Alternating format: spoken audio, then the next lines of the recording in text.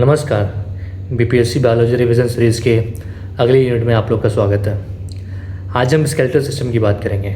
ठीक है, तो skeletal system provides structure, protection and allows for movement through several types of connective tissue. अब ये स्केलेटल सिस्टम बोन्स के अलावा और कौन कौन से कनेक्टिव टिश्यूज़ का यूज़ करता है उसको देखते हैं। सबसे पहला है कार्टिलेज। कार्टिलेज को हिंदी में क्या बोलते हैं? उपस्थि। It is a flexible connective tissue made up of chondrin cartilage. ठीक है, तो ये कॉन्ड्रिन प्रोटीन से बना होता है। ठीक है, cartilage. Unlike bone it lacks inorganic mineral like calcium and phosphorus making it flexible. Cartilage में कैल्शियम और फॉस्फोरस नहीं होता, बोन में प्रेजेंट होता है, इसलिए बोन हार्ड होती है, मुड़ती नहीं, सख्त होती है। तो ये कैल्शियम और फॉस्फोरस कार्टिलेज में एब्सेंट होता है, इसलिए कार्टिलेज जो होती है फ्लेक्सिबल होती है। अब इसके एग्जांपल्स क्या होते हैं? देखो, ये ईयर पिनना है ना, ये देखो फ्लेक्सिबल है। This is an example of cartilage. नाक की टिप जो अगला पोर्शन है ये फ्लेक्सिबल है, तो ये कार्टिलेज है। बाकी फिर जो जॉइंट्स होते हैं बोन में, जॉइंट्स के बीच में भी कार्टिलेज प्रेजेंट होता है, जिसको कि आर्टिकुलर कार्टिलेज बोलते हैं। ठीक है, अब टेंडन्स होते हैं। टेंडन्स क्या होते हैं? Tendons are fibrous connective tissue that attaches muscle to bone, मतलब मसल से बोन को जोड़ के रखते हैं, उसको टेंडन बोलते हैं। लिगामेंट किसको बोलते हैं? लिगामेंट बोन से बोन को जोड़ता है। तो इसको याद करने का निमोनिक है कि बीबी। ठीक है, बीबी को कौन जोड़ के रखता है? बीच में एल आता है, तो बीबी के बीच में क्या आता है? एल आता है। ठीक, तो ये ऐसे याद कर सकते हैं आप लोग। अब फंक्शंस की बात करते हैं कि बोन जो स्केलेटल सिस्टम है उसके क्या क्या फंक्शंस हैं। तो जो मेन फंक्शन है उसका फ्रेमवर्क और प्रोटेक्शन का है कि बॉडी को एक फिजिकल शेप देता है। अगर बोन एब्सेंट होंगे तो जो मसल्स हैं वो उनको चिपकने के लिए एक फ्रेमवर्क नहीं मिलेगा, तो वो एक ऐसी रिजिड बॉडी पर्टिकुलर शेप नहीं आ पाएगी। ठीक है, protection, it safeguards delicate organs like, जैसे ब्रेन है, ब्रेन हमारा स्केलेटल सिस्टम के अंदर पैक्ड है, मतलब कि जो ये क्रेनियम है बोन का बना हुआ है उसके अंदर ब्रेन पैक्ड है, एक्सपोज नहीं है, तो प्रोटेक्शन में काम कर रहा है। ठीक है, हार्ट और लंग्स ये थोरेसिक केज के अंदर प्रोटेक्टेड है। ठीक है, मूवमेंट, ठीक है, इट फैसिलिटेट्स लोकोमोशन। जितने मसल्स अटैच होते हैं बोन पे, तो मसल और बोन मिलके लोकोमोशन और मूवमेंट का काम करते हैं। ठीक, मिनरल स्टोरेज, जैसे कैल्शियम और फॉस्फोरस इसके ऊपर स्टोर्ड रहता है। ठीक है, तो जब भी बॉडी में कैल्शियम की कमी होती है तो ये बोन से हम लोग कैल्शियम निकाल लेते हैं। इसलिए क्या होता है, कभी कभी जब ब्लड में कैल्शियम की कमी बढ़ती है तो बोन से दोबारा रीएब्जॉर्प्शन होने लगता है कैल्शियम का ब्लड के अंदर। ठीक है, पांचवा जो फंक्शन है वो ब्लड सेल प्रोडक्शन करने करता है। ठीक है, तो ब्लड सेल प्रोडक्शन कहाँ होता है? बोन मैरो में होता है। लॉन्ग बोन्स में, एडल्ट लाइफ में लॉन्ग बोन्स की बोन मैरो में ब्लड सेल्स का प्रोडक्शन होता है। तो ये मोटा मोटी 5 फंक्शंस हैं। ठीक, अब एक्सियल स्केलेटन की बात करते हैं। तो एक्सियल स्केलेटन में स्कल, बैक की बोन और एक थोरेसिक केज ये आते हैं। ठीक है, तो axial skeleton forms the central axis of body and it protects vital organ. अब सबसे पहले स्कल की बात करते हैं। तो स्कल ये पूरा आता है ना, cranium, facial bone, year bone सब मिला के स्कल बनते हैं। तो स्कल में टोटल 29 बोन होते हैं। ठीक है, इसको याद रखना है कि skull is composed of 29 bones. Cranium, cranium क्या होता है? क्रेनियम ब्रेन को कवर करने का काम करता है, तो that is made up of 8 bones that protects the brain. Facial bone, चेहरे की बोन, 14 होती है चेहरे की बोन्स। ठीक है, ईयर की बोन 3 पेयर होती हैं, इधर 3 तो मिला के 6 हो गई, और एक यहाँ पे बोन होती है हाइड बोन। तो ये सारे बोन मिलके 29 बोन्स बनते हैं जो कि स्केल में प्रेजेंट होते हैं। फिर बैकबोन की बात करते हैं। तो backbone spine, it consist of 33 in children and 26 in adults. जैसे एडल्ट बनते हैं तो जो सेक्रम होता है, सेक्रम फ्यूज़ होके सिंगल बोन बन जाता है, और कॉक्सिक्स फ्यूज़ होके सिंगल बोन बन जाती है। तो इसलिए चिल्ड्रन और एडल्ट्स में, चिल्ड्रन में ज़्यादा बोन्स होती हैं, ज़्यादा वर्टिब्रेज होते हैं, और एडल्ट्स में कम होते हैं, क्योंकि सेक्रम और कॉक्सिस जितने होते हैं वो फ्यूज़ हो के एक एक हो जाते हैं। ठीक है, अब रिब केज की बात करते हैं। तो रिब केज, रिब्स को पसली बोलते हैं, 12 पेयर होते हैं, 12 इधर होती हैं, 12 इधर होती हैं। तो इसमें याद रखने वाली बात है, जो शुरुआत की पहली 7 पेयर्स हैं वो ट्रू रिब्स होती हैं। ट्रू रिब्स किसको बोलते हैं? जो कि बीच में स्टर्नल जो बोन होती है, ब्रेस्ट बोन, इससे कनेक्टेड होती है। जो फॉल्स रिब्स होती हैं वो 8वीं और 10वीं पेयर होती है। इसका जो फॉल्स रिब होती है वो स्टर्नम से कनेक्टेड तो होती हैं, लेकिन वो डायरेक्टली कनेक्ट नहीं होती है, वो यहाँ पे कार्टिलेज से कनेक्ट होती हैं और उनकी कार्टिलेज आके स्टर्नम पे कनेक्ट होती है। ठीक है, इसलिए ट्रू रिब्स बस फर्स्ट 7 पेयर ट्रू रिब्स हैं। अब फ्लोटिंग रिब्स की बात करते हैं, तो फ्लोटिंग रिब्स 11th और 12th पेयर होती है, फ्लोटिंग रिब्स होती हैं। वो पीछे बस स्पाइन से अटैच होती हैं, आगे से फ्री होती हैं। अपेंडिकुलर स्केलेटन की बात करते हैं तो it includes limbs and girdles.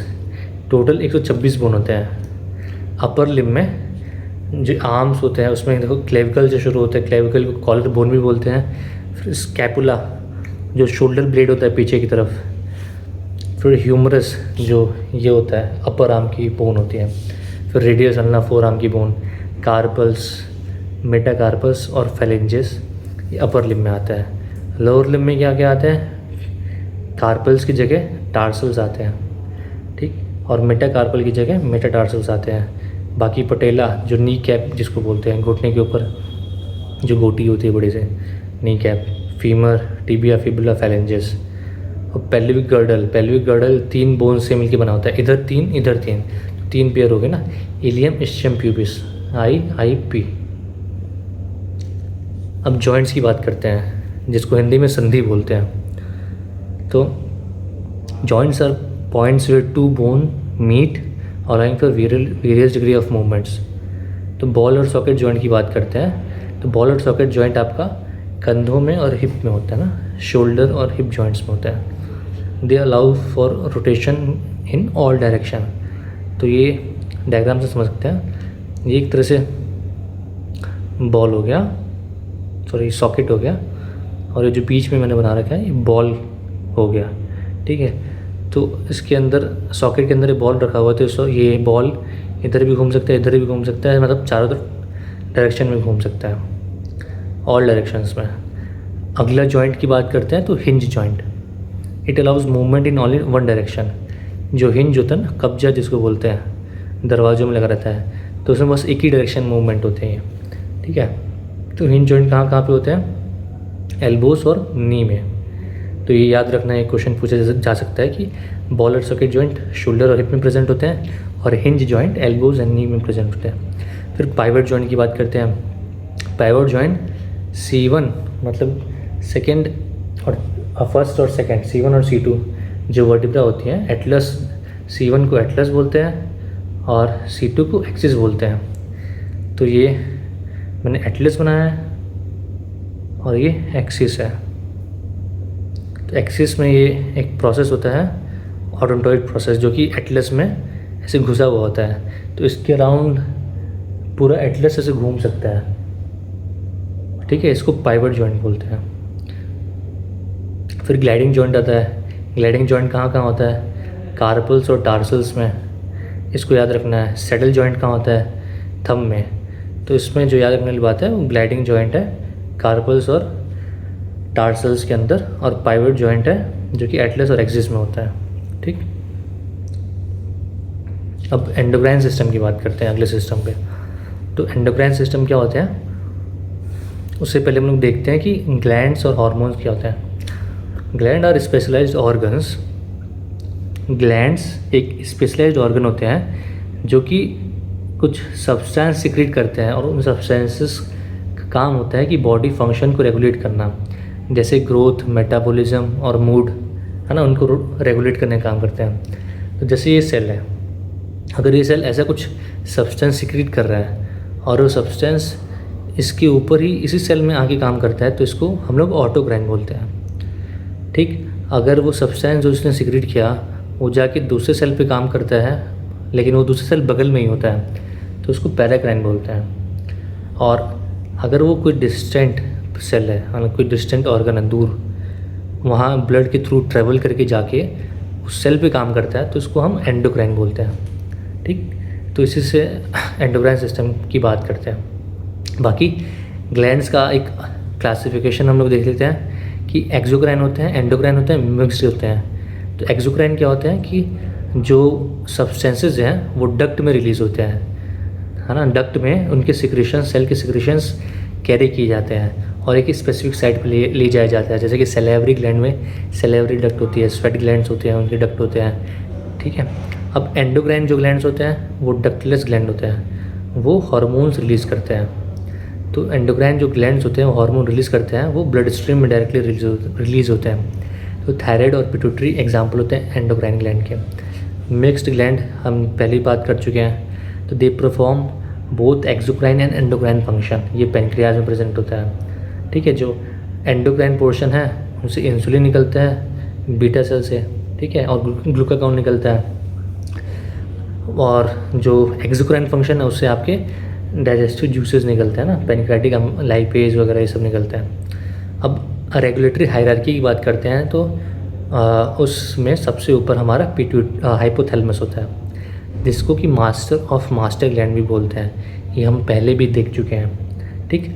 Master of master gland क्यों? क्योंकि जो मास्टर ग्लैंड होता है पिट्यूटरी ग्लैंड, उसको हाइपोथैलेमस रेगुलेट करता है, ठीक है। अब हम लोग पिट्यूटरी ग्लैंड की बात करते हैं। तो पिट्यूटरी ग्लैंड जो हमारा क्रेनियम होता है उसमें एक कैविटी होती है सेल्युलर टर्सिका, ठीक। सेल्युलर टर्सिका कैविटी होती है, उसमें वो ग्लैंड रखा रहता है, ठीक है। तो ये पूछा जा सकता है कि पिट्यूटरी ग्लैंड कौन सी कैविटी में रखी होती है? तो सेल्युलर टर्सिका, ठीक। It is the smallest endocrine gland. Pituitary gland is smallest endocrine gland and it regulates the activity of all other endocrine glands except parathyroid, ठीक। तो ये डायग्राम हम लोग देख सकते हैं कि ये आपका पिट्यूटरी ग्लैंड है। इसमें एंटीरियर और पोस्टीरियर दो पोर्शंस होते हैं। तो पोस्टीरियर में आपका वेसोप्रेसिन आता है और ऑक्सीटोसिन आते हैं। बाकी एंटीरियर में आपके ग्रोथ हार्मोन आते हैं, LH हार्मोन आता है, ठीक है, और ऑक्सीटोसिन और ADH को वेसोप्रेसिन बोलते हैं। तो ये आपके पोस्टीरियर में आते हैं।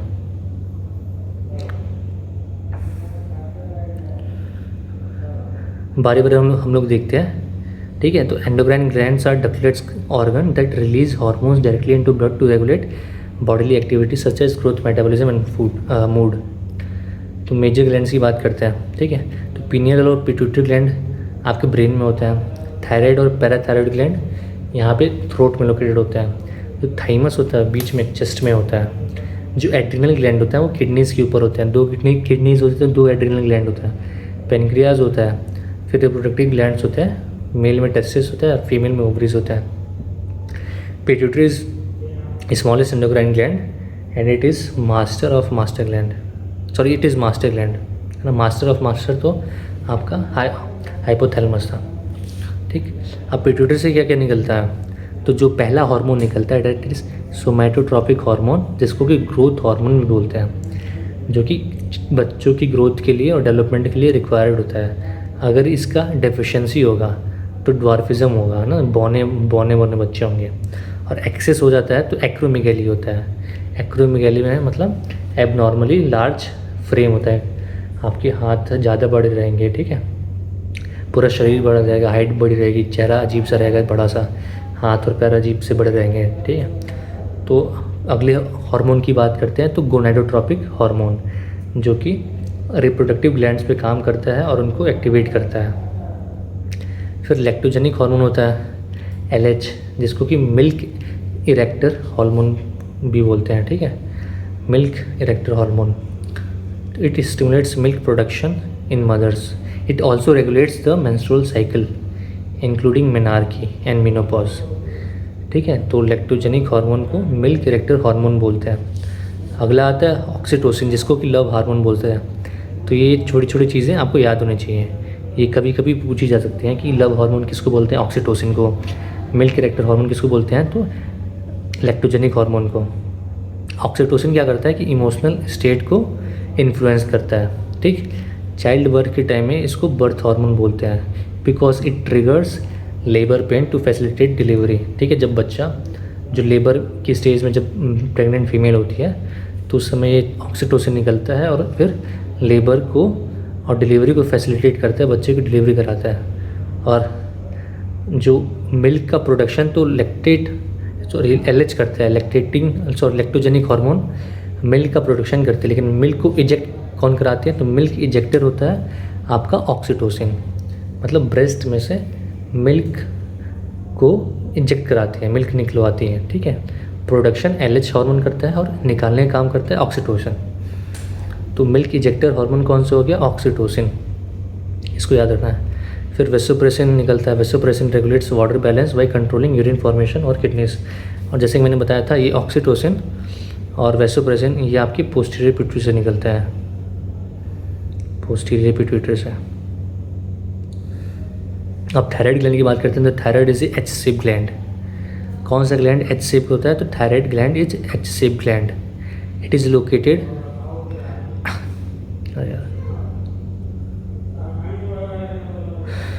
It is located near the throat and is the largest endocrine gland. Largest endocrine gland कौन सा होता है? थायराइड। स्मॉलेस्ट कौन सा होता है? Pituitary. It secretes thyroxine, hormone T3, T4, triiodothyronine T3 और कैल्सिटोनिन। प्राइमरी फंक्शन क्या है इसका? ग्रोथ, मेटाबॉलिज्म, बॉडी टेम्परेचर और हार्ट रेट का, ठीक है। क्रिटिनिज्म क्या होता है? क्रिटिनिज्म आयोडीन की डेफिशिएंसी से होता है। जब प्रेग्नेंट फीमेल में आयोडीन की डेफिशिएंसी होती है, तो फिर थायराइड बॉडी में कम बनता है, थायराइड हार्मोन आपके कम हो जाते हैं। अब थायराइड हार्मोन कम होते हैं मदर की बॉडी में, तो उससे जो बच्चा होता है गर्भ में उसमें डेवलपमेंटल इश्यूज आते हैं, ठीक है, उसको क्रिटिनिज्म बोलते हैं। फिर मिक्सिडिमा क्या होता है कि ये डेफिशिएंसी पाई जाती है एडल्ट्स में। इसकी वजह से क्या होता है कि बहुत सुस्ती महसूस होती है, बॉडी सूज जाती है ना, फूले आदमी होगा और सुस्त होगा, तो मिक्सिडिमा। फिर हाशिमोटो डिजीज़ किसको बोलते हैं? Also known as suicide of thyroid. इसमें क्या होता है ना कि इम्यून सिस्टम खुद के ग्लैंड को ही टारगेट करने लग जाता है और उसको डिस्ट्रॉय करने लगता है, तो इसलिए इसको हाशिमोटोस डिजीज़ या फिर हाशिमोटोस थायराइडाइटिस भी बोलते हैं। जो अगला ग्लैंड है उसकी बात करते हैं तो पैराथायरॉयड ग्लैंड कितने होते हैं? तो 4 स्मॉल ग्लैंड्स होते हैं, 4 ग्लैंड्स होते हैं थायराइड के पीछे, है ना। थायराइड इस एच शेप ग्लैंड होता है, तो दोनों के पीछे दोनों तरफ 2 ग्लैंड होते हैं, 4 ग्लैंड होते हैं। वो इंडिपेंडेंट काम करते हैं, ये आपके पिट्यूटरी से रेगुलेट नहीं होते हैं, ठीक है। They are not regulated by pituitary. They operate independently of pituitary gland to regulate calcium and phosphorus levels. अब कैल्शियम का रेगुलेशन कौन कौन से हार्मोन करते हैं? तो जब कैल्शियम ब्लड में लो होता है तो ये पैराथायरॉयड ग्लैंड से पैरेथ हार्मोन रिलीज़ होता है। अभी पैरेथ हार्मोन क्या करता है कि बोन्स होती हैं, बोन्स पे जाता है और फिर बोन्स से कैल्शियम को निकलवाता है और ब्लड में कैल्शियम को लाता है, ठीक है। एक और हार्मोन होता है कैल्सिटोनिन इसका उल्टा काम करता है। कैल्सिटोनिन क्या करता है कि जो एक्सेस कैल्शियम होता है ब्लड से बोन और किडनी में डालता है, तो पैराथायरॉयड हार्मोन यहाँ से कैल्शियम निकालता है और जो कैल्सिटोनिन होता है इसमें कैल्शियम बोन में भरती है, ठीक। अगर कैल्शियम की कमी होती है तो टिटनी बोलते हैं, उसकी वजह से जो मांसपेशियाँ चढ़ जाती हैं उनको दर्द होने लगता है, तो severe muscle spasm due to low calcium. कभी कभी देखते हो ना कि पाँव में उंगलियां चढ़ गई, ये सब चढ़ गए, तो उसको टिटनी बोलते हैं। और ऑस्टियोपोरोसिस किसको बोलते हैं? जब बोन्स में कैल्शियम बहुत कम हो जाता है, बोन्स बहुत वीक और पुरस हो जाती हैं, ठीक, उसको उस कंडीशन को ऑस्टियोपोरोसिस बोलते हैं। अब हम अगले ग्लैंड की बात करते हैं, दैट इज़ एड्रिनल ग्लैंड, है ना। एड्रिनल ग्लैंड ये कहाँ पे होता है? तो मैंने पहले ही बताया था कि they are located directly above the kidney के ऊपर होते हैं। और इनका मेन काम क्या होता है कि जो स्ट्रेस रिस्पॉन्स होता है और सेक्सुअल डेवलपमेंट में जो हार्मोन्स निकलता है उनका प्रोडक्शन यहाँ से होता है। तो जो मेनली कई सारे हार्मोन्स यहाँ से निकलते हैं, तो जो मेन हार्मोन यहाँ से निकलता है दैट इज़ एड्रेनालिन, जिसको कि एपिनेफ्रिन भी बोलते हैं और इमरजेंसी हार्मोन भी बोलते हैं या फिर फाइट और फ्लाइट हार्मोन भी बोलते हैं, ठीक। It is secreted during high stress situation. जब हम लोग किसी स्ट्रेसफुल सिचुएशन में फंसे होते हैं, तो पहले के ज़माने में स्ट्रेस वाली सिचुएशन कब थी कि कब किसी जानवर, किसी जंगली जानवर से पता तो उस आदमी की तो उस केस में आदमी क्या करता था, या तो उससे फाइट करेगा जानवर से, भालू से, तीर से लड़ेगा, तलवार वगैरह से, या फिर बड़ा जानवर हुआ जैसे शेर वगैरह कुछ भी हुआ तो फिर भाग जाएगा। दोनों के लिए उसको एनर्जी प्रोडक्शन की ज़रूरत है ना। तो ये फाइट और फ्लाइट हार्मोन होता है, एड्रेनलिन तुरंत निकलने लगता है। लोग एड्रेनलिन का इंजेक्शन भी लगाते हैं, है ना, अपनी एथलेटिक परफॉर्मेंस को इन्हांस करने के लिए। ठीक, तो हार्ट रेट और फिज़िकल जो एक्टिविटी है वो बढ़ा देता है। ठीक, और क्या क्या करता है, तो इट ऑल्सो एड्स मतलब हेल्प, है ना, it also helps in sugar and salt metabolism and provides a rapid source of energy during crisis.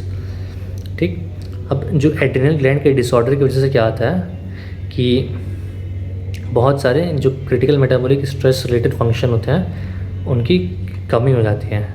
ठीक, तो जो मेन डिजीज़ की बात करते हैं एड्रेनल ग्लैंड से रिलेटेड, वो कुशिंग्स डिजीज़ हो गया और एडिसन्स डिजीज़ हो गया। कुशिंग में क्या होता है कि there is over secretion of adrenal hormone. यहाँ पे एड्रेनल हार्मोन्स का सिक्रेशन ज़्यादा होता है, जिसकी वजह से क्या होता है कि कई सारी चीज़ें होती हैं, तो उसमें फैट एक्यूमुलेशन हो जाता है, फेस में, बॉडी में फैट एक्यूमुलेशन होता है। इसमें क्या होता है कि सेंट्रीपिटल ओबेसिटी होती है, सेंट्रीपिटल ओबेसिटी, है ना, और मून लाइक फेसिस होता है, मून फेसिस।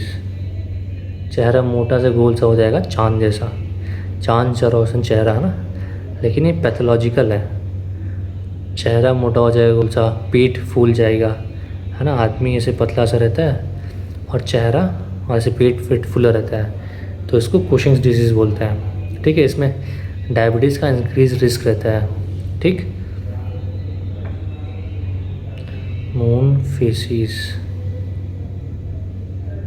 ठीक, दूसरा होता है एडिसन्स डिजीज़। इसमें क्या होता है कि एड्रेनल हार्मोन की डेफिशिएंसी होती है, एड्रेनल हार्मोन्स कम होते हैं, तो इसमें कम होता है तो लिथार्जी होगा, वेट लॉस होगा, मसल वीकनेस होगी, बीपी कम होगा, और स्किन पे स्पॉट्स होते हैं, स्किन हाइपर पिगमेंटेशन होता है। तो स्किन हाइपर पिगमेंटेशन कौन से एड्रेनल डिजीज़ में होता है, तो आपका एडिसन्स में हाइपर पिगमेंटेशन। अब पीनियल ग्लैंड की बात करते हैं, तो पीनियल ग्लैंड को बायोलॉजिकल क्लॉक बोलते हैं, ये आपको याद रखना है। Which gland is called biological clock, it is pineal gland. Pineal gland is a small neuro gland located in brain that acts as a biological clock. इससे मेलाटोनिन निकलता है, ठीक है, जो कि स्लीप साइकिल को रेगुलेट करता है। ठीक, दिन में क्या होता है कि मेलाटोनिन का सिक्रेशन कम हो जाता है, जो कि आदमी को जगा के रखता है, और रात जैसी होती है उसमें मेलाटोनिन का सिक्रेशन बढ़ जाता है, जो फिर स्लीप इंड्यूस करता है, फिर नींद खुलाता है। ठीक, अब रिप्रोडक्टिव ग्लैंड और हार्मोन्स की बात करते हैं, तो जो reproductive glands are divided into testis and ovaries. Ovaries female में, मेल में testis, each secreting specific hormone to develop secondary sexual characteristic. दोनों से हार्मोन्स निकलते हैं और ये हमारे सेकेंडरी सेक्सुअल कैरेक्टरिस्टिक्स को डेवलप करने में हेल्प करते हैं। मेल हार्मोन की बात करते हैं, एंड्रोजन्स और testosterone. These hormone trigger the development of facial hair, जो कि चेहरे की जो कौन से बात, दाढ़ी और मूंछ, इनको बढ़ाने का काम करते हैं। वॉइस को डीपनिंग करते हैं, हमारे लैरिंग्स को बड़ा करते हैं, जिससे भारी आवाज़ आती है, लो पिच की आवाज़ आती है। प्यूबिक हेयर को बढ़ाते हैं। ठीक, they also initiate sperm production. ठीक, 12-13 साल का जब बच्चा हो जाता है तो स्पर्म प्रोडक्शन को भी इनिशिएट करते हैं, जो मेल हार्मोन होते हैं। फेशियल हेयर बढ़ाने का काम करते हैं और वॉइस को डीपन करने का काम करते हैं। जो फीमेल हार्मोन होती है वो एस्ट्रोजन, प्रोजेस्टेरॉन और रिलैक्सिन, जिसको कि ऑक्सीटोसिन भी बोलते हैं। ठीक, रिलैक्सिन या फिर oxytocin.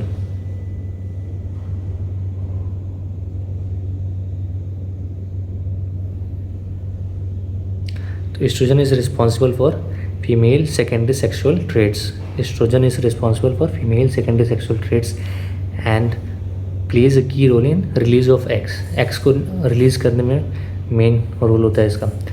Progesterone is known as pregnancy hormone. P for progesterone and P for pregnancy. It is essential for maintaining ability to carry a child. ठीक, अब थाइमस की बात करते हैं। तो थाइमस ग्लैंड कहाँ पे होता है? तो it is located in chest area and thymus gland is unique because it large in children and gradually shrinks as person ages. ठीक, बच्चों में बड़ा होता है क्योंकि बच्चों की में नए नए एलर्जन से एक्सपोजर होता है तो इम्यूनिटी अच्छी चाहिए होती है, तो थाइमस बड़ा होता है। जैसे आदमी 20 साल 30 साल का होता है, थाइमस श्रिंक कर जाता है और डिसअपियर हो जाता है। ठीक, अब मैकेनिज़्म ऑफ रिप्रोडक्शन की बात करते हैं। तो मैकेनिज़्म ऑफ रिप्रोडक्शन, तो दो तरह की मेनली रिप्रोडक्शन होता है, एसेक्सुअल और सेक्सुअल रिप्रोडक्शन। एसेक्सुअल रिप्रोडक्शन में आपका सिंगल पेरेंट होता है, सेक्सुअल रिप्रोडक्शन में 2 पेरेंट्स होते हैं। ठीक, मेल और फीमेल। एसेक्सुअल रिप्रोडक्शन के जो मेथड्स होते हैं दैट इज़ क्लोनिंग। क्लोनिंग में क्या होता है कि एक सोमेटिक सेल होता है, बॉडी का एक सेल होता है जो कि अपने जैसे ही एक दूसरे बॉडी के सेल्स को बनाता है, उसको क्लोनिंग बोलते हैं। It is use to create a genetically identical copy of the parent. ठीक, this is done by somatic cell nuclear technology. ठीक, ये इसको देख लेंगे कि इन इंडिया NDRI जो है हरियाणा में वो क्लोनिंग रिसर्च कंडक्ट करता है। ठीक है, कैटल बुफेलोज में। तो करनाल में NDRI है जो कि कैटल बुफेलोज पे क्लोनिंग रिसर्च को देखते हैं। अब फ्रेगमेंटेशन की बात करते हैं, क्लोनिंग और फ्रेगमेंटेशन। इसमें क्या होता है कि organisms body break into pieces and each piece grows into new individual. मतलब अगर ये ऑर्गेनिज्म है तो यहाँ से ये टूट जाते हैं, तो जो ये बचे हुए फ्रेगमेंट है ये आगे चल के फिर से नए ऑर्गेनिज्म को ग्रो कर जाते हैं, फिर नए ऑर्गेनिज्म में ग्रो हो जाएंगे। तो इनका एग्जांपल है प्लेनेरिया। फ्रेगमेंटेशन का एग्जांपल है प्लेनेरिया और स्टारफिश। इसको याद रखना है आपको। एक क्वेश्चन पूछा जा सकता है कि प्लेनेरिया कौन सा मोड ऑफ रिप्रोडक्शन शो करता है? तो एसेक्सुअल मोड ऑफ रिप्रोडक्शन। ठीक है, उसमें भी फ्रेगमेंटेशन। अगला जो है बर्डिंग की बात करते हैं। तो बर्डिंग में क्या होता है कि एक स्मॉल बर्ड होता है जो कि पेरेंट से, ये जैसे कि हाइड्रा की बात करते हैं तो हाइड्रा मोटा मोटा ऐसा दिखता है। ठीक, अब इसमें क्या होता है, इसमें ये एक तरफ से बर्ड निकल जाएगा ना, यहाँ पे एक बर्ड बन जाएगा। अब यही बर्ड कुछ देर बाद जाके 2 अलग अलग, ये मेन ऑर्गेनिज्म भी रहा, ये इस बर्ड से एक नया ऑर्गेनिज्म और डेवलप कर जाएगा। ठीक, तो हाइड्रा में क्या होता है? बर्डिंग होता है हाइड्रा और ईस्ट में। तो ये याद रखना है कि बर्डिंग इज सीन इन हाइड्रा। अब फिजन की बात करते हैं। तो फिजन में क्या होता है? एक सिंगल से अमीबा, तो कि जो कि it divides into new daughter cells, एक से डॉटर सेल्स बनते हैं। तो फ्रेगमेंटेशन प्लेनेरिया और बर्डिंग हाइड्रा, ये याद रखना। अब एसेक्सुअल रिप्रोडक्शन से वेजिटेटिव प्रोपेगेशन की बात करते हैं। फिजन और वेजिटेटिव प्रोपेगेशन। तो फिजन क्या होता है? Fission is a process where a single celled organism जैसे कि अमीबा और plasmodium divides into 2 equal parts. ठीक है, बाइनरी फिजन बोलते हैं। अब 2 इक्वल बाई फॉर 2, तो 2 इक्वल पार्ट में डिवाइड होंगे तो उनको बाइनरी फिजन बोलते हैं। तो अमीबा हो गया, प्लाज्मोडियम हो गया, जैसे कि मलेरिया होता है, लेशमैनिया फॉर काला आजार KAL है ना, तो फिजन बोलते हैं। अब वेजिटेटिव प्रोपेगेशन किसको बोलते हैं? कि this method is used involving new plants, involves growing new plants from vegetative part of A plant. ठीक, तो कभी कभी स्टेम से नया प्लांट बन जाता है, तो पोटैटोज़ में, जिंजर में, रूट से नया प्लांट बन जाता है। तो किसी प्लांट का रूट लगा दिया हमने, जैसे स्वीट पोटैटो, उसका रूट होता है ना, जो हम लोग कोन खाते हैं, मीठा आलू, वो प्लांट का रूट होता है। तो उसको हम लोग ज़मीन में लगाएंगे तो नया प्लांट बन जाएगा।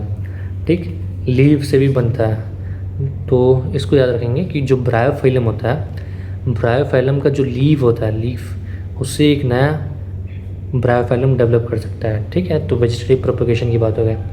अब टिश्यू कल्चर की बात करते हैं। तो tissue culture is an advanced asexual technology where plant tissues are grown in a sterile artificial environment. Sterile मतलब कीटाणु रहित, है ना, कीटाणु रहित इन्वायरमेंट, जैसे कि जहाँ पे बैक्टीरिया वगैरह उसको इफेक्ट ना करें। ठीक, तो ऐसे टेक्निक जहाँ पे प्लांट के टिश्यू से हम लोग एक नया प्लांट बनाते हैं, 2-4 सेल्स लेके, कोशिका लेके छोटी सी, उससे एक नया प्लांट बना देंगे। तो this method is increasingly use to preserve endangered species.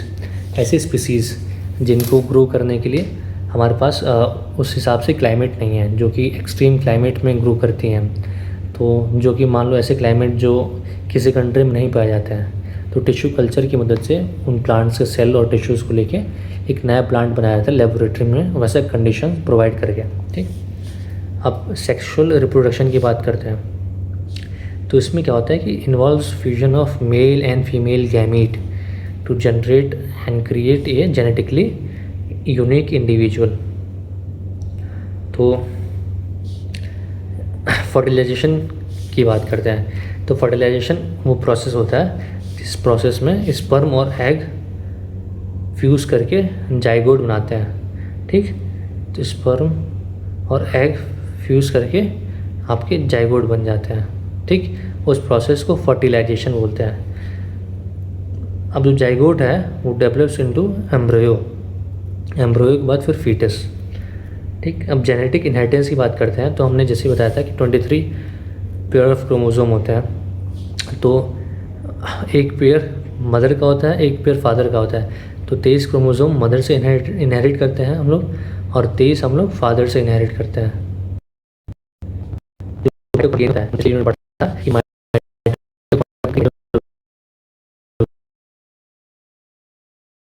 Reproduction करता है। तो जो माइटोकॉन्ड्रिया में जो डीएनए होता है वो मैटरनल डीएनए होता है, उसमें पैटर्नल डीएनए नहीं होता है। माइटोकॉन्ड्रियल डीएनए उधर से ही हम लोग पूछा जा सकता है कि माइटोकॉन्ड्रियल डीएनए में फादर का डीएनए होता है कि मदर का डीएनए होता है। ठीक, अब हम लोग आईवीएफ और टेस्ट ट्यूब बेबीज़ की बात करते हैं। तो IVF stands for in vitro fertilisation. IVF का मतलब होता है in vitro fertilisation. In vitro मतलब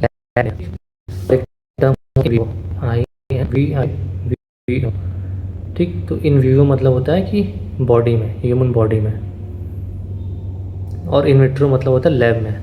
तो आईवीएफ मतलब इन विट्रो फर्टिलाइजेशन, लैब में हम लोग फर्टिलाइजेशन कराते हैं। Fertilization is the process in which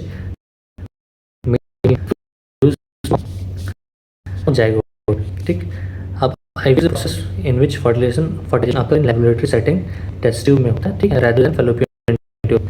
once zygote is form, अगर फ्यूजन होने के बाद जब जाइगोट बन जाता है तो जाइगोट को दोबारा से मदर की यूट्रस में, मदर की बॉडी में हम लोग इम्प्लांट कर देते हैं। ठीक, आईवीएफ क्यों कराते हैं? क्योंकि जब मेल और फीमेल इनफर्टिलिटी होती है, कुछ ऐसी कंडीशंस हो गई जिसमें फैलोपियन ट्यूब ब्लॉक हो गई या फिर हार्मोनल इम्बैलेंस काउंट कम हो गया, तो आईवीएफ के थ्रू हम लोग क्वेश्चन कराते हैं।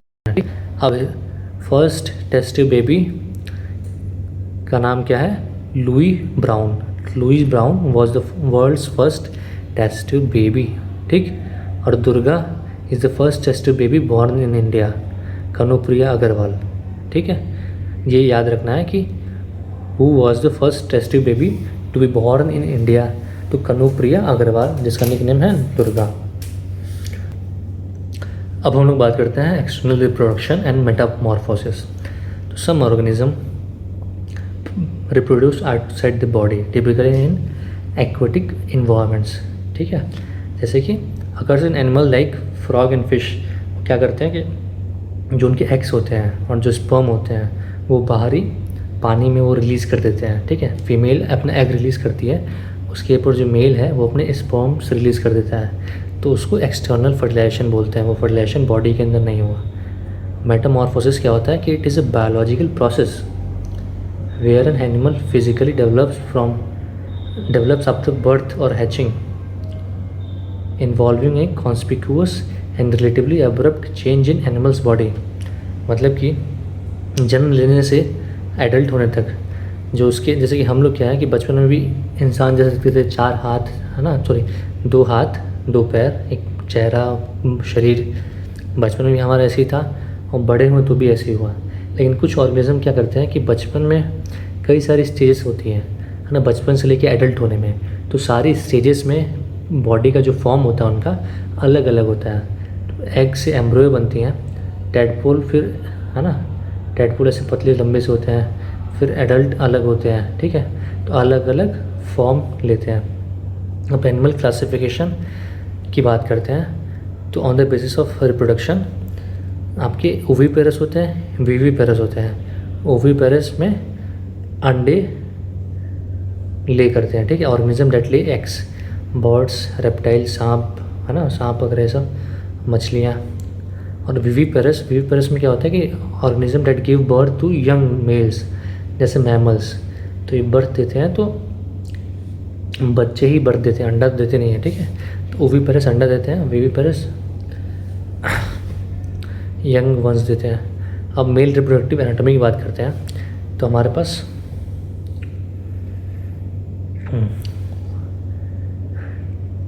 ये टेस्टिस होता है, ठीक है। जिसमें ये बहुत पतली पतली है सेमिनिफेरस ट्यूब्यूल्स होते हैं, और ये सारे ट्यूब्यूल्स मिलके आगे ये रेटी टेस्टिस बनाते हैं। उसके बाद एपिडिडाइमिस बनाते हैं, ठीक है। एपिडिडाइमिस के बाद ये वॉल्स डिफरेंस बनता है, और ये वॉल्स डिफरेंस जाके आपके क्या बोलते हैं सेमिनल वेसिकल्स में, और ये वॉल्स डिफरेंस और सेमिनल वेसिकल्स मिलके ये आपके प्रोस्टेट के पास ओपन हो जाते हैं, प्रोस्टेट के पास, ठीक है।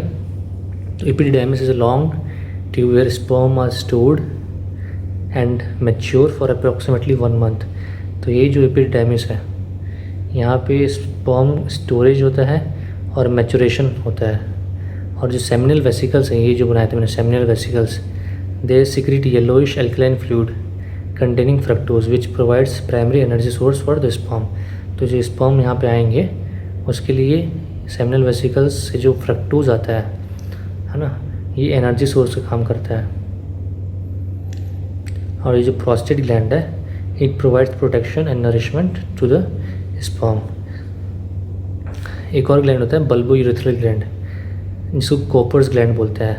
इससे स्टिकी फ्लूइड सिक्रीट होता है, जो यूरेथ्रा की एसिडिटी है इसको ख़त्म करता है। तो इजैकुलेशन से पहले निकलता है ये, है ना। जो नॉर्मली इजैकुलेशन से पहले कॉपर्स ग्लैंड और बल्बो यूरेथ्रल ग्लैंड के सिक्रेशन से निकलते हैं, जो कि पेनिस को लुब्रिकेट करने का काम करते हैं, और जो एसिडिक मीडियम होता है उसको न्यूट्रलाइज करते हैं। जो सीमेन का कॉम्पोजिशन होता है उसमें 1 to 2% आपके स्पर्म्स होते हैं। इसको याद रखना है कि सीमन के कॉम्पोजिशन में 1 to 2% ही स्पर्म्स आते हैं, और जो बाकी फ्लूइड होता है वो आपका सेमिनल वेसिकल और प्रोस्टेट ग्लैंड के फ्लूइड होते हैं। स्पर्म का स्ट्रक्चर क्या होता है कि एक हेड होता है ना, ये हेड हो गया एक, उसके बाद एक्रोजोम होता है, उसके बाद मिड पीस होता है, उसके बाद ये टेल होता है। तो ये हेड हो गया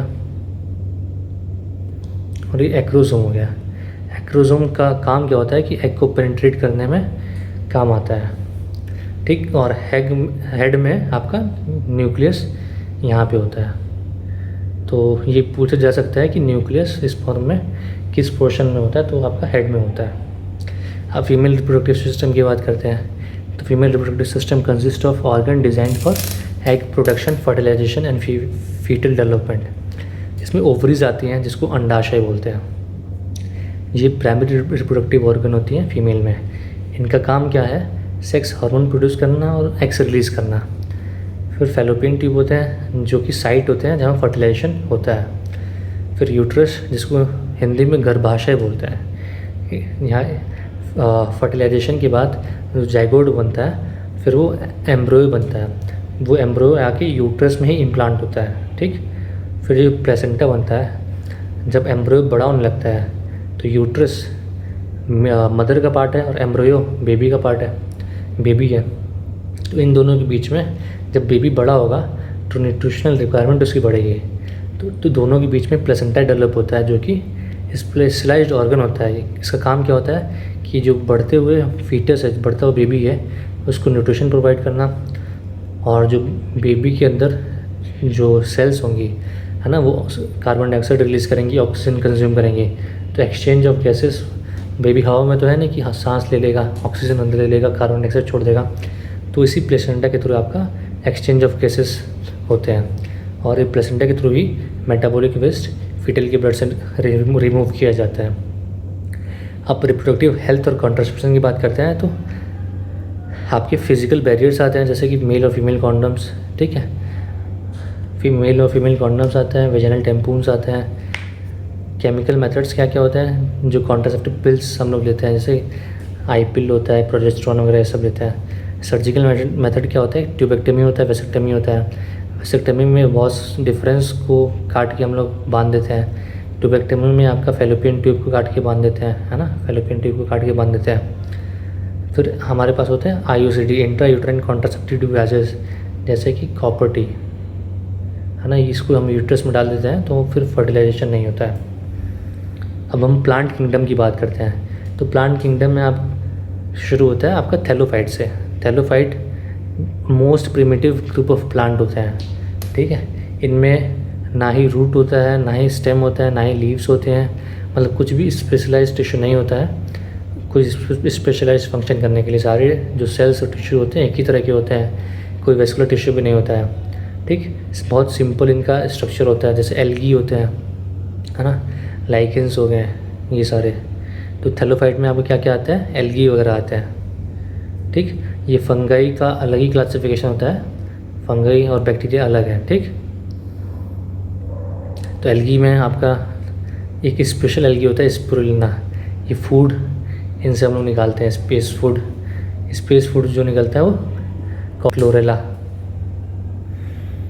थैलोफाइट के बारे में और पढ़ते हैं तो they are autotropic organism containing chlorophyll that typically live in aquatic environment। तो अलग अलग जो एल्गी होते हैं उनका अलग अलग काम होता है। जैसे कि एल्गी होता है सरगासम, जो कि ओशंस में पाया जाता है, तो ये फिश के लिए फूड का काम करता है, जो मरीन एनिमल्स होते हैं उसके लिए फूड का काम करता है। फिर लेमिनेरिया होता है, इसको केल्प बोलते हैं। It is born to extract iodine, तो ये याद रखना है कि लेमिनेरिया से आयोडीन निकालते हैं। अगार होता है, तो अगार किस चीज़ में यूज़ होता है, जो अगार होता है ना, ये बायोलॉजी में कल्चर मीडियम, इसमें कल्चर मीडियम में यूज़ होता है। इसमें ना जो क्या बोलते हैं, लेबोरेटरी में हम लोग बैक्टीरिया को ग्रो करते हैं इन कल्चर मीडियम्स पे, ठीक, कल्चर मीडियम में होता है। फिर आइसक्रीम स्टेबलाइजर्स का भी काम करता है। मेडिकल रिसर्च मैंने बताया था कि लेबोरेटरी में यूज़ करते हैं। अब सुपर फूड और स्पेस रिसर्च की बात करते हैं, तो जो क्लोरेला है, क्लोरेला को स्पेस फूड बोलते हैं। Chlorella is also known as space food because it is carries by astronauts to provide oxygen and nutrition during space travel. और ये जो स्पिरुलिना है, इन दोनों को, कॉलेरा और स्पिरुलिना, इन दोनों को फूड में यूज़ करते हैं हम लोग। स्पिरुलिना क्या होता है कि 30 टाइम्स मोर आयरन होता है देन स्पाइनेच, और प्रोटीन और बीटा कैरोटीन में भी इसका हायर कंसंट्रेशन होता है इसके अंदर, ठीक। फिर कुछ जो थैलोफाइट्स हैं, एल्गीज़ हैं, जिसको ब्लू ग्रीन एल्गीज़ होते हैं, जैसे कि नॉस्टेक एंड एनाबिना, ये आपके नाइट्रोजन को सॉइल में रिप्लेनिश करते हैं, ठीक है।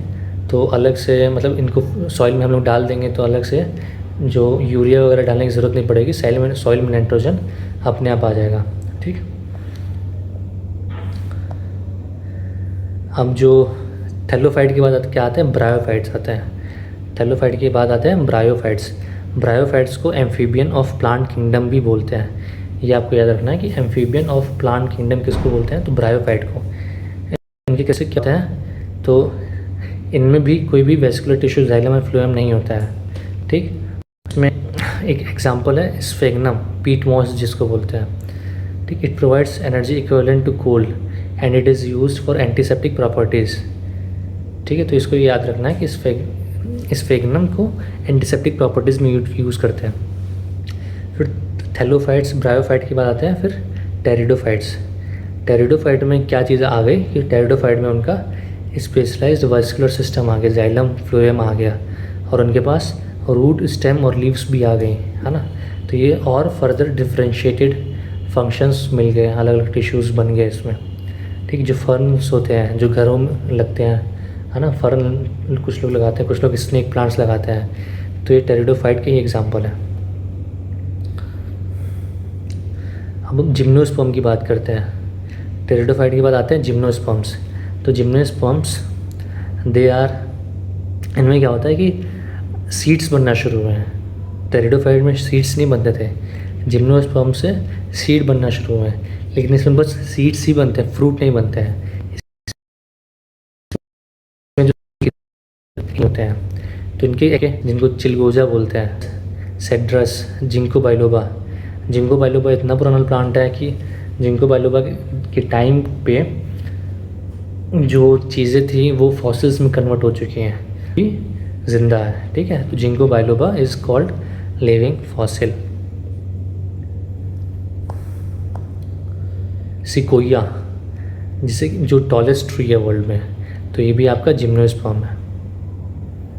फिर एंजियोस्पर्म की बात करते हैं, तो angiosperm are the flowering plants.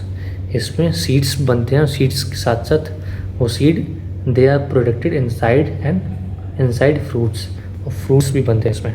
ठीक, इनमें हाईली डेवलप्ड वेस्कुलर सिस्टम होता है। तो जो सीड्स होते हैं इसमें दो तरह के होते हैं, मोनोकॉटिलकॉट्स होते हैं, डाइकॉट्स होते हैं, जिसमें सिंगल कॉटिलिडॉन होता है। ठीक, सिंगल कॉटिलिडॉन। तो आपके राइस हो गए, वीट्स हो गए, शुगर केन हो गया, ये सिंगल कॉटिलिडॉन्स है। और जो डाइकॉट्स होते हैं, जो पल्सेस वगैरह होती हैं, सारे डाइकॉट्स होते हैं। चने हो गए, मटर हो गया, हाँ ना, इसमें डाइकॉटिलिडॉन्स होते हैं, दो कॉटिलिडॉन्स होते हैं। तो ये याद रखना है आपको कि मोनोकॉट के एग्जांपल क्या है, तो मोनोकॉट का राइस और वीट। ठीक, और डाइकॉट के एग्जांपल क्या हो गए, तो ग्राम, पी, इसको याद रख लेंगे। ठीक, रफलेजिया, ये वर्ल्ड का लार्जेस्ट फ्लावर है, तो ये याद रखना है कि rafflesia is world's largest flower. और world's tallest tree is sequoia which is a type which is classified under gymnosperms. अब प्लांट मॉर्फोलॉजी की बात करते हैं, तो प्लांट मॉर्फोलॉजी में उसके पहले रूट सिस्टम की बात करते हैं। तो रूट का फंक्शन क्या होता है कि वो स्टेबिलिटी प्रोवाइड करता है, वाटर मिनरल्स को एब्जॉर्ब कराता है सॉइल से। तो रूट्स कई तरह के होते हैं, तो टैप रूट्स की बात करते हैं, जो सीधा जैसे कि ये प्लांट हो गया ना, जो टैप रूट्स होते हैं ये सीधा ग्राउंड में नीचे की तरफ ग्रो करते हैं। तो they are thick fleshy roots that often store food, जैसे कैरेट हो गया ना, रेडिश हो गया, रेडिश मूली, सलजम, ये ना टैप रूट्स के एग्जांपल हैं। फिर एडवेंटिशियस रूट्स आते हैं, ठीक, that grow from the part of plant other than base of stem, तो स्टेम की बेस से नहीं निकलते हैं। ये एडवेंटिशियस रूट क्या होता है कि कभी कभी पेड़ के हम लोग तना काट देते हैं, जैसे कि रोज़ गार्डनिंग क्या यूज़ करते हैं कि रोज़ की स्टेम्स को हम लोग कट कर देते हैं, लीव्स को, किसी प्लांट में तने को काट के फिर ज़मीन में लगा देते हैं, तो उनसे फिर रूट्स ग्रो करते हैं। ठीक, तो होता है बरगद सब ने देखा होगा ना, विशाल है ना, इसमें जो इसकी बेलें लताएँ हैं वो नीचे की तरफ आती हैं, वो एडवेंटिशियस रूट्स का एग्जांपल होता है। और जैसे ही वो ज़मीन को टच करती हैं फिर वो नए ज़मीन के अंदर पूरी फैल जाती हैं। तो ऐसे धीरे धीरे करके बरगद फैलने लगता है, बढ़ने लगता है, जो कई सारे स्टेम बन जाते हैं। तो याद है स्प्रेड रूट को न्यूमेटोफोर बुलाता है, and they are found in plants, mangrove plant जैसे कि राइजोफोरा। इनका काम क्या होता है कि जो they grow upward out of water to help the plant to breathe, plant को सांस लेने में मदद करते हैं। और न्यूट्रिशनल रूट्स की बात करते हैं, तो क्या होता है कभी कभी प्लांट होते हैं जिसमें मैंने यहाँ बना रखा है, तो इनके रूट्स फैले होते हैं, उसमें नोड्स होते हैं, लेग्यूम्स जिसको बोलते हैं, दे आर लेग्यूम्स। तो इसमें ये बैक्टीरिया रहता है राइजोबियम, ये बैक्टीरिया क्या करता है नाइट्रोजन को यूज़ करके में स्टोर करके रखता है। तो they are found in leguminous plant and they house rhizobium bacteria for nitrogen fixation. तो ऐसी नोड्यूल्स पर प्रेजेंट होते हैं नाइट्रोजन को रिस्टोर करता है।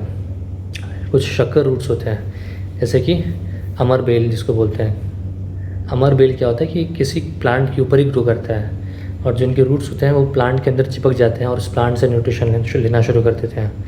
ठीक, अब टाइप ऑफ टैप रूट्स की हम लोग बात कर रहे थे, तो फ्यूजिफॉर्म मतलब कि ऊपर नीचे पतले होंगे और बीच में फूला सा होगा ना, जैसे कि मूली। They are thick in middle and tapering towards both end radish. Conical root जैसे गाजर, बेस में थिक होंगे और टॉप में टेपरिंग होगा, तो ठीक है। फिर नेपीफॉर्म रूट की बात करते हैं, तो ये एक्सट्रीमली थिक और सोलन एट बेस और एब्रप्टली थिन बन जाता है। देखो यहाँ पे एकदम थिक है और अचानक से ये पतला सा लंबा सा बन जाएगा, तो इनको नेपीफॉर्म रूट बोलते हैं। फिर वी हैव निमेटोफोर्स, जो कि आपका मैंग्रोव प्लांट में देखने को मिलता है। तो ये याद रखना आपको, निमेटोफोर्स किस में मिलते हैं, रेस्पिरेटरी रूट्स मैंग्रोव प्लांट में मिलता है।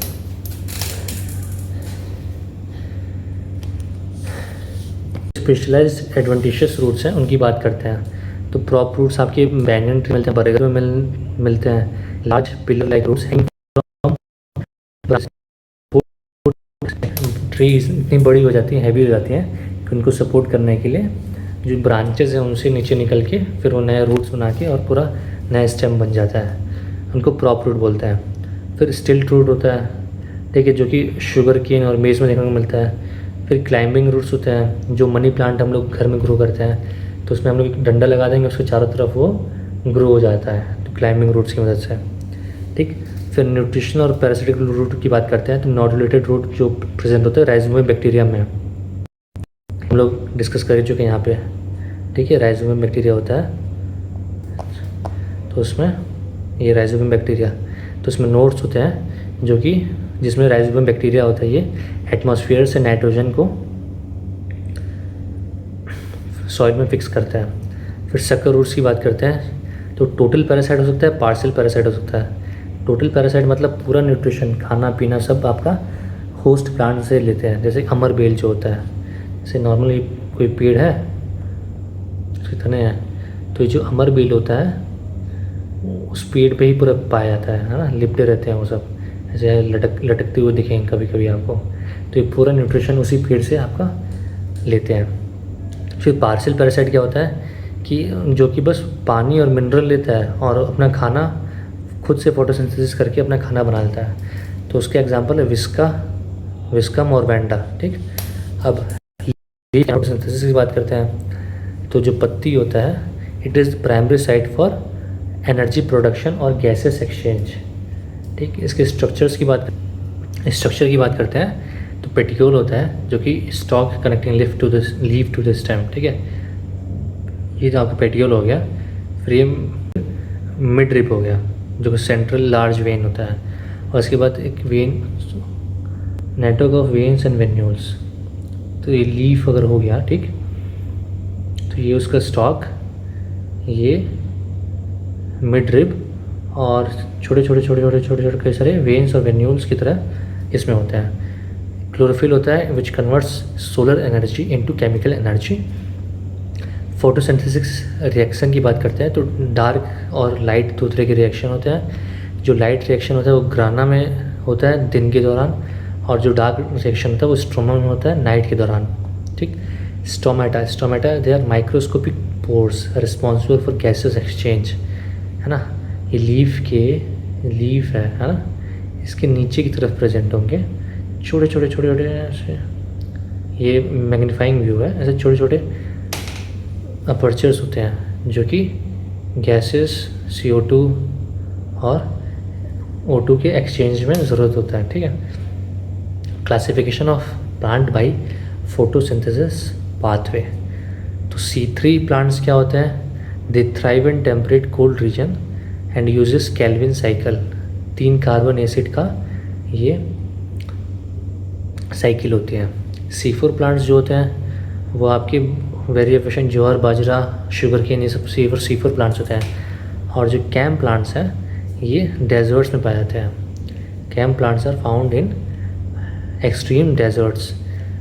ये क्या करते हैं कि जो इनका स्टोमेटा होता है दिन के दौरान बंद होता है ताकि पानी को बचाया जा सके, और रात को ये अपना स्टोमेटा खोलते हैं, ठीक है। कैक्टस हो गया, एलोवेरा हो गया, ये सब कैम प्लांट्स हैं। अब लीफ के मॉडिफिकेशन की बात करते हैं, तो पिक्चर लीफ है ना, मटके की तरह ऐसे ही होता है, और ऊपर से इसकी एक स्लिट होती है और बहुत ही ऐसे कलरफुल होता है, इंसेक्ट को अट्रैक्ट करता है। जैसे ही कोई इंसेक्ट यहाँ पे आके बैठता है, ये ढक्कन अपना जड़ से ऐसे बंद कर लेता है, ठीक। तो पिक्चर लीफ बोलते हैं इसको। Modified into jug like shape to trap insect for nitrogen, घटपारनी या फिर नेपेंथिस बोलते हैं। फिर होता है leaf bladder, modified into small traps for aquatic prey, utricularia, ठीक। फिर लीफ स्पाइंस की बात करते हैं ना, कांटे कांटे होते हैं पेड़ों में। तो शार्प नीडल्स ये किस लिए होते हैं? प्रोटेक्शन के लिए होते हैं और वाटर लॉस को कम करने के लिए होता है। तो कैक्टस में, रोज़ में भी कांटे होते हैं, लेमन में, है ना, they are leaf spines, leaf are modified into spines. फिर स्केली और फ्लैशी लीफ किस में होते हैं? जो आपका गार्लिक हो गया, है ना, लहसुन, इसके जो लीव्स होते हैं ये फ्लैशी होते हैं, ठीक। एलोवेरा हो गया, एलोवेरा के जो लीव्स होते हैं ये इसमें जेल पूरा भरा होता है, ये भी फ्लैशी होता है, ठीक। उसके बाद सिंपल और कंबाइंड लीफ की बात करते हैं। जो सिंपल लीफ होता है उसमें सिंगल लीफ ब्लेड होती है, जैसे कि आम का पत्ता हो गया ना, पीपल का पत्ता हो गया। और कंबाइंड और कंपाउंड लीफ क्या होता है? उसमें मल्टीपल लीफलेट्स होते हैं, जैसे नीम हो गया, तो नीम में आपके ऐसे कई सारे पत्ते होते हैं, तो मल्टीपल लीफ ब्लेड। आम और पीपल में सिंपल हो गया और नीम में आपका कंबाइंड हो गया।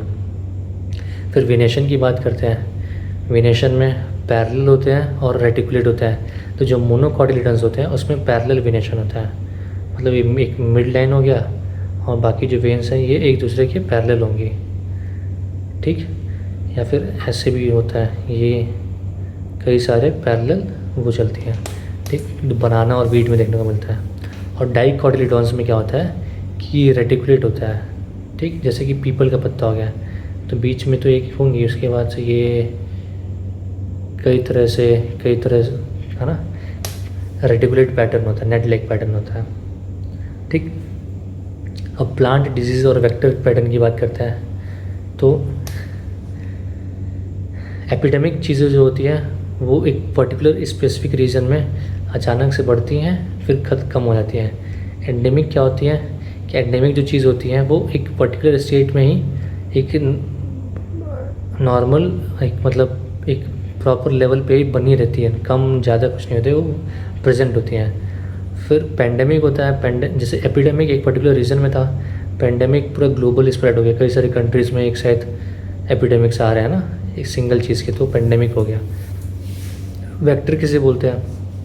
वेक्टर जो डिजीज़ को कैरी करता है उसको वेक्टर बोलते हैं। जैसे कि जो मॉस्किटो होता है, एनोफिलिस मॉस्किटो होता है, वो प्लाज्मोडियम को कैरी करता है जो कि मलेरिया कॉज करता है, ठीक।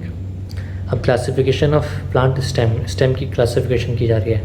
तो जो अंडरग्राउंड स्टेम होते हैं, जैसे कि राइजोम किस में होते हैं? जिंजर में, हल्दी में, लहसुन में और अदरक वगैरह में आपका राइजोम होते हैं। ये हॉरिजॉन्टल स्टेम्स हैं जो कि ज़मीन के नीचे पाए जाते हैं, स्टेम का मॉडिफिकेशन है। फिर बल्ब होते हैं, जैसे हमने ऑनियन और गार्लिक में देखा कि बल्ब होते हैं। फिर ट्यूबर होता है, ठीक। तो ये पोटैटो स्टेम होता है पार्ट का। कॉर्न होते हैं, तो ये कोलोकेशिया और एलिफेंट फुट, ये हम जिसको बोलते हैं, ठीक। अब सेमी एरियल प्लांट की बात करते हैं। अर्ध वायवीय तना, ठीक। जो रनर प्लांट्स होते हैं जैसे कि दूब ग्रास हो गया, ये है ना, एक फैलते जाते हैं पूरे ग्राउंड में भर जाएंगे ना, घास लगा दोगे दूब जिसको बोलते हैं, तो ये पूरे ग्राउंड में भर जाएंगे। फिर शक्कर होते हैं, जैसे कि मिंट होता है, पाइनएप्पल होता है। फिर स्टोलन होते हैं जैसे स्ट्रॉबेरी और जैस्मीन। ऑफसेट्स होते हैं, ये शॉर्ट और थिक रनर्स होते हैं, जैसे पिस्टिया, है ना, और जलकुंभी होता है, तो ये ऑफसेट होता है। वाटर हाइसिंथ बोलते हैं जिसको। अब एरियल स्टेम्स की बात करते हैं कि वायवीय तना जो पूरा हवा में होता है, ठीक। तो इसमें जो थॉर्न होते हैं वो बोगनविलिया, लेमन और पोमेग्रेनेट में प्रेजेंट होता है। तो ये एरियल स्टेम का मॉडिफिकेशन है, इसको याद रखेंगे। अब फंक्शन ऑफ स्टेम, तो स्टेम का फंक्शन क्या होता है? सपोर्ट, स्टोरेज और फोटोसिंथेसिस, है ना, और ट्रांसपिरेशन कंट्रोल करने में मदद करता है। अब मॉर्फोलॉजी ऑफ फ्लावर्स की बात करते हैं। तो फ्लावर में आपका कैलिक्स होता है, which is the outer most green whorl that protect the flower in bud stage and can perform photosynthesis. तो तो जब हमने पौधा देखा होगा कि शुरुआत में जब कली होती है तो एक हरा हरा कवरिंग होती है उसके बाहर, इसको कैलिक्स बोलते हैं, और बीच में छोटा सा आपका ग्रोइंग फ्लावर होता है, तो ये कैलिक्स बोलते हैं इसको। उसके बाद कोरोला होता है। Corolla is a coloured often fragrant pattern design to attract insect for pollination. तो ये जो फूल की पत्तियाँ होती हैं इनको कोरोला बोलते हैं। ये कलरफुल होते हैं और इनका डिज़ाइन इस तरह से किया होता है कि वो इंसेक्ट्स को अट्रैक्ट करें, तो ये कोरोला हो गया। फिर androecium. Androecium is a male reproductive part, it consist of anther which produce filaments. और गाइनोशियम होता है जो फीमेल रिप्रोडक्टिव प्लांट होता है, पार्ट होता है, तो ये इसमें गाइनोशियम सिंगल स्टॉक टाइप का होता है, ठीक, which consist of stigma, style and ovary. और जो एंड्रोशियम होता है वो छोटे छोटे एंथर्स और फिलामेंट्स होते हैं, ठीक। अब पॉलिनेशन एंड पोस्ट फर्टिलाइजेशन की बात करते हैं। तो पॉलिनेशन में परागन जिसको बोलते हैं पॉलिनेशन, तो pollination is transfer of pollen grains from anther to stigma, ठीक है। एंथर से स्टिग्मा पे पॉलन ग्रेन्स का ट्रांसफ़र होता है, उसको पॉलिनेशन बोलते हैं, ठीक। तो ऐसे छोटे छोटे यहाँ पे एंथर्स होंगे, ठीक, एंथर्स।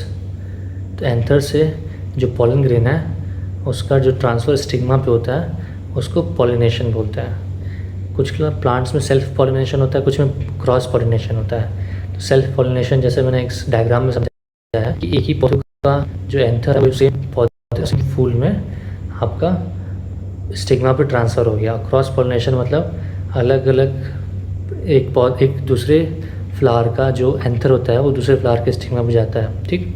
अब पोस्ट फर्टिलाइजेशन चेंजेस क्या होता है, जो जाइगोट होता है वो एम्ब्रियो बनाता है, जो ओव्यूल होता है वो सीड बनाता है, जो ओवरी होता है वो फ्रूट बनाता है। तो ये याद रखना है कि ओवरी जो होता है वो फ्रूट बनाता है, ठीक, और जो ओव्यूल होता है वो सीड बनाता है। ये क्वेश्चन पूछा जा सकता है। अब classification and type of fruit. तो ट्रू फ्रूट्स होते हैं कैसे, जो कि ओवरी से डेवलप करते हैं, जैसे हमने पढ़ा था कि अभी ओवरी क्या बनाता है, फ्रूट बनाता है। तो जो ओवरी से डेवलप होते हैं ट्रू फ्रूट्स, आम होता है, ग्रेप्स होते हैं, सिट्रस होते हैं, है ना, मौसमी, संतरे, टोमेटो, कोकोनट। फॉल्स फ्रूट क्या होते हैं, they develop from ovary along with other parts of flower such as thalamus. तो वो ओवरी के साथ साथ बाकी पार्ट से भी बने, जैसे एप्पल होता है, ये फॉल्स फ्रूट होता है। पार्थेनोकार्पिक फ्रूट्स क्या होते हैं, जो कि बिना फर्टिलाइजेशन बनते हैं, में मेल का जो एंथर होता है वो आके फीमेल में फ्यूज़ नहीं हो रहता है, ठीक। तो उसको इसका एग्जांपल होता है बनाना और पाइनएप्पल। तो बनाना पार्थेनोकार्पिक फ्रूट्स है, इसको याद रखेंगे, ये पूछा जा सकता है। Banana is example of parthenocarpic fruit. Edible parts और नॉन एडिबल पार्ट्स की बात करते हैं। जो फ्रूट्स होते हैं एप्पल वगैरह ये सब एडिबल पार्ट होता है। स्पाइसेस में जो क्लोव होता है वो फ्लावर का बड होता है, हरा। जो सैफरन होता है, केसर, वो स्टिग्मा होता है। जो टर्मरिक जिंजर होते हैं ये स्टेम होते हैं। जो चिली होता है वो उसका फ्रूट होता है। जो धनिया होता है वो उसका सीड होता है, बीज होता है। जो सिनेमन होता है वो पेड़ का छाल होता है। तो ये आपको याद रखना है कि जो ये स्पाइसेस होते हैं प्लांट के किस किस पार्ट से हम लोग लेते हैं। अब प्लांट हार्मोन की बात करते हैं। तो प्लांट हार्मोन में आते हैं ऑक्सिन्स आते हैं जो एक्टिवेटर होते हैं। It was discovered by Charles Darwin, ठीक। It promotes apical dominance, vertical growth कराता है ऑक्सिन, ठीक है। एंड फैसिलिटेट्स फोटोट्रोपिज्म, मतलब जिधर से धूप आ रही है, ठीक, जिधर से धूप आ रही है उधर की तरफ बढ़ते जाएंगे। तो फोटोट्रोपिज्म जिसको बोलते हैं, तो वो ऑक्सिन होते हैं। तो auxin facilitates phototropism and it promotes apical dominance. जो गिबरेलिन्स होते हैं बोल्टिंग इफेक्ट दिखाते हैं सीड जर्मिनेशन में, एसेंशियल होते हैं, they are essential for seed germination. तो ठीक है। तो जो गिबरेलियंस होते हैं they are essential for seed germination. फिर साइटोकाइनेंस होते हैं जो कि सेल डिवीज़न को एक्टिवेट करते हैं। फिर एब्सिसिक एसिड होता है जो कि ग्रोथ इनिबिटर होता है, ठीक है। तो इसको याद रखना है कि जो ग्रोथ इनिबिटर होता है या ग्रोथ टर्मिनेटर होता है उसका एग्जाम्पल बताइए, तो जो एब्सिसिक एसिड होता है वो आप ग्रोथ इनिबिटर होता है। फिर इथाइलिन की बात करते हैं, तो ethylene is a gaseous hormone. ये क्वेश्चन पूछा जा सकता है कि which hormone is in gaseous form, तो ethylene is in gaseous form जो कि फल को पकाने का काम करता है। अब एनिमल किंगडम और क्लासिफिकेशन की बात करते हैं, तो जो सबसे पहले आता है वो पॉरीफेरास आते हैं जो स्पंजेस होते हैं, ठीक, जो सबसे प्रिमिटिव होते हैं पॉरीफेरास स्पंजेस, पानी में रहते हैं, ठीक। इनमें ऑस्टियाज प्रेजेंट होते हैं and they are exclusively aquatic. फिर जो दूसरा फाइलम आता है निडेरिया का या फिर सिलेंट्रेट जिसको बोलते हैं, दे डिस्प्ले रेडियल सिमेट्री जैसे हाइड्रा, जेलीफिश, कोरल फिश, ठीक है। तो hydra, jellyfish, coral fish, hydra shows budding, ये बर्डिंग देखो बना रखा है। Budding is a type of asexual reproduction. ये जो हाइड्रा है ये निडेरिया सिलेंट्रेट का पार्ट है। हाइड्रा, जेलीफिश ये रेडियल सिमेट्री शो करते हैं। फिर उसके बाद प्लेटी हेलमेंथिस आते हैं, फ्लैट वॉर्म्स, ठीक, जो टेप वर्म हो गया है ना, प्लेनेरिया हो गया, तो ये प्लेटी हेलमेंथिस के अंडर आते हैं फ्लैट वॉर्म्स। फिर उसके बाद आते हैं नेमाटोड्स जिसको एस्केलमेंथिस बोलते हैं, है ना। पेट में कीड़ी जब निकलता है तो कीड़े कीड़े जैसे यही होते हैं ना, एस्केरिया, एस्केरिया हो गया, विचरेरिया हो गया, ये आपके एस्केलमेंथिस नेमाटोड्स के अंदर है। फिर एनेलिडा होता है जो कि सेगमेंटेड वॉर्म्स होते हैं जैसे अर्थवॉर्म, तो अर्थवॉर्म किसके अंदर आता है, एनेलिडा के अंदर आता है। फिर जो आर्थ्रोपोड होता है, आर्थो मतलब होता है जॉइंटेड, पोडा मतलब होता है पैर, तो जिसके पैर में जॉइंट्स होते हैं कई सारे, तो कॉकरोच के पैर में देखो जॉइंट्स होते हैं, यहाँ पे जॉइंट है, यहाँ पे जॉइंट है, तो ये सारे आर्थ्रोपोड्स में आते हैं। स्पाइडर के पास 8 पैर होते हैं, बाकी इंसेक्ट्स होते हैं, तो जितने भी इंसेक्ट्स होते हैं सारे वो आर्थ्रोपोडा में आते हैं। ये क्वेश्चन आपको याद रखना है कि insects come under the classification of arthropoda. फिर आर्थ्रोपोड के अंदर मोलस्कास आते हैं जो कि सॉफ्ट बॉडीड होते हैं, ठीक है। तो स्टारफिश हो गया, ऑक्टोपस हो गया, स्नेल्स हो गए, है ना, ये सॉफ्ट एनिमल्स होते हैं, तो ये मोलस्कास के अंदर आते हैं। फिर इकाइनोडर्माटा, इकाइनस मतलब होता है कि इकाइनस मतलब होता है स्पाइन, तो स्पाइन स्किन मतलब कांटे होते हैं, तो सी ककम्बर और सी अर्चिन इनका एग्जाम्पल होता है, इकाइनोडर्माटा का एग्जाम्पल होता है sea urchin and sea cucumber are example of echinodermata. फिर आते हैं हेमिकॉर्डेटा, ठीक है, इसका एग्जाम्पल होता है there link between invertebrates and vertebrates. तो ये क्वेश्चन पूछ सकते हैं कि balanoglossus is link between vertebrates and invertebrates, ठीक। फिर कॉर्डेटा आता है, कॉर्डेटा मतलब कि there is a presence of backbone and well developed central nervous system. तो कॉर्डेट्स में क्या क्या आता है, कॉर्डेट्स में आपके बर्ड्स, कॉर्डेट्स में आपके कई सारे फिर फर्दर क्लासिफिकेशंस आती हैं। तो उसके बाद हम उसमें फिर वर्टिब्रेट्स आते हैं, वर्टिब्रेट्स में हमें बर्ड्स आते हैं जो वार्म ब्लडेड होते हैं, ठीक है।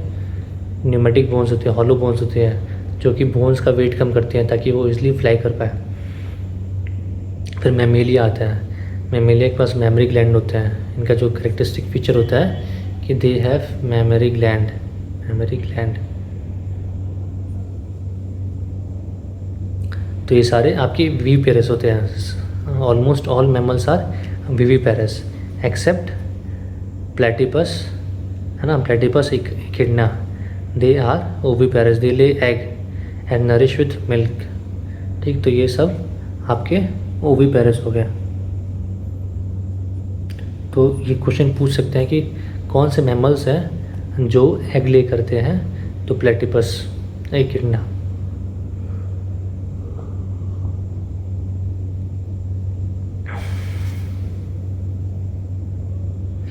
तो ऑलमोस्ट सब कवर हो गया हमारा।